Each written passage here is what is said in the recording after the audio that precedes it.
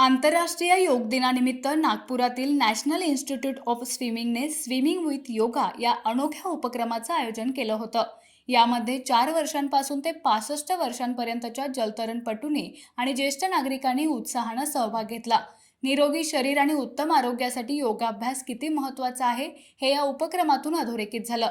या आगळ्या उपक्रमात सहभागींनी पाण्यात विविध योगासने सादर केली. पाण्यामध्ये उभे राहून योगासने केल्याने मनाची स्थिरता आणि शारीरिक लवचिकता वाढण्यास मदत होते, असं या आयोजकांनी सांगितलं.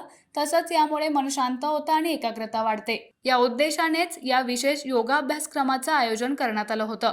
या उपक्रमाचं आणखी एक वैशिष्ट्य म्हणजे नागपूरची दृष्टीहीन योगा अभ्यासक ईश्वरी पांडे हिने देखील पाण्यात योगासने करून सर्वांना प्रेरणा दिली.